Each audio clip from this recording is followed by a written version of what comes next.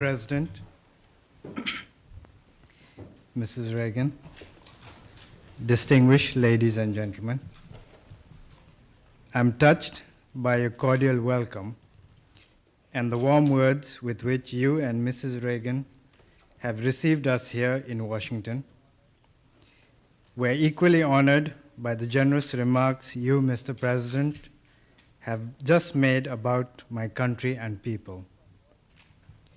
Seen from Washington, Nepal is almost on the other side of the globe, and yet, as this friendly gathering here tonight shows, distance notwithstanding, friendship and cordiality based on shared ideals can exist between countries that are geographically far apart. In 1947, as soon as Nepal broke her age-old isolation by seeking friendship beyond her borders, it was with the United States of America that Nepal sought to establish her diplomatic relations. Since 1951, the year when my grandfather, late King Thiruvan, led the Nepalese people to democracy, we have looked to the United States as a land of freedom and fulfillment. The enduring ideals of the founding fathers of America, who spoke to men of liberty and independence, have inspired men throughout the world, including those of us living in the mountain fastness of Nepal. In our part of the world, if America is looked upon as a land of gold, grain, and computers, a country of skyscrapers and space shuttle, she is also regarded as a nation committed to respect man and his dignity. A land of discovery, America has distinguished herself in being inventive, in breaking new grounds, and opening newer horizons of knowledge for the betterment of man. With a country such as the United States, one wonders if Nepal has anything in common. On the surface, there may seem very little. Yet, as men living in the same planet, we have common stakes in the global peace, prosperity, and indeed the survival of man in dignity and freedom. We are happy to see, Mr. President, your efforts to maintain peace and stability around the world. The Nepalese people join me in appreciating the understanding with which, on behalf of the people and the government of the United States, you have extended support to the concept of Nepal as a zone of peace. This recognition, I assure you, will go down not only as an important landmark in the history of our relations, but also as a testimony of your personal commitment to the cause of peace, stability, and freedom.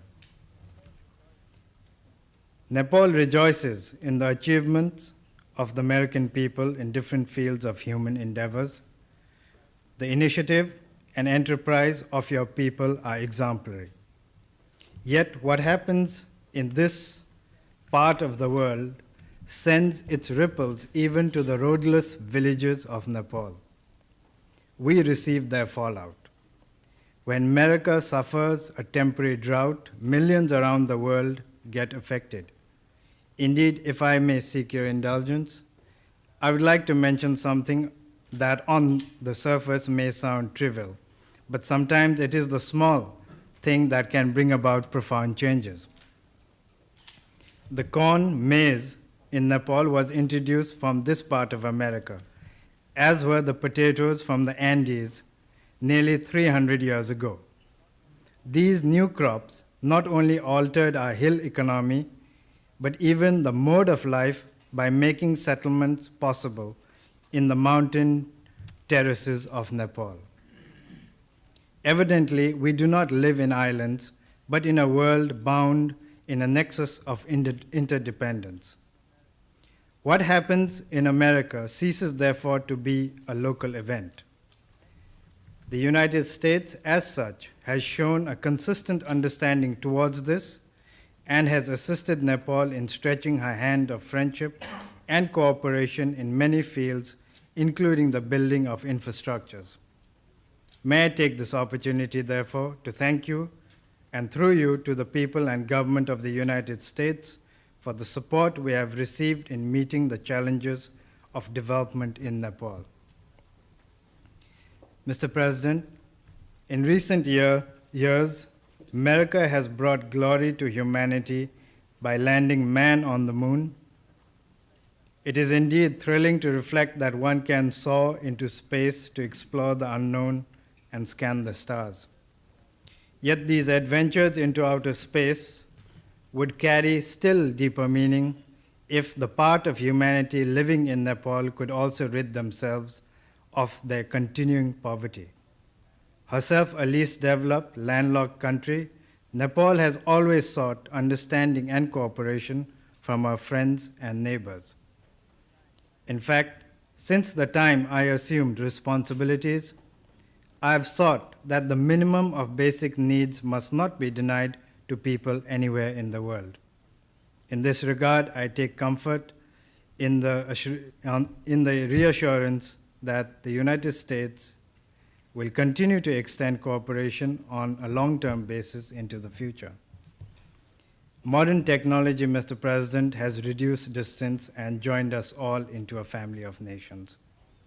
This situation demands that we create an enduring relationship based on a sense of purpose and meaning.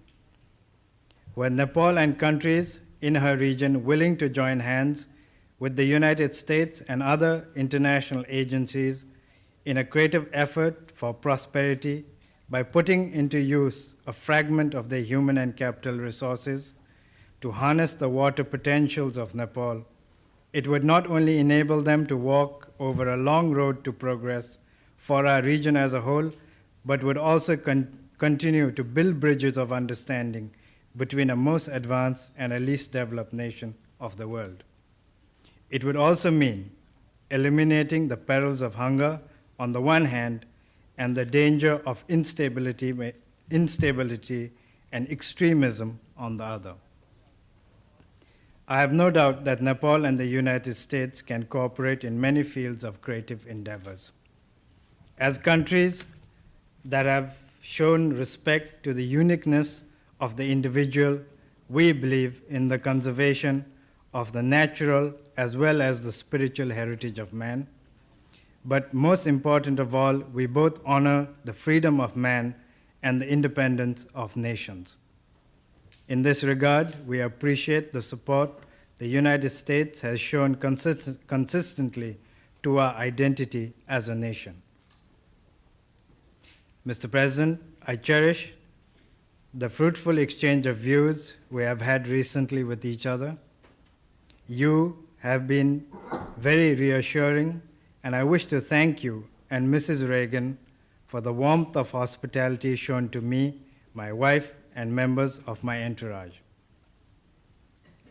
Excellencies, ladies and gentlemen, may I now request you to join me in proposing a toast to the health and happiness of President Ronald Reagan of the United States of America and the First Lady, Mrs. Nancy Reagan, to the peace and prosperity of the American people, and to the further development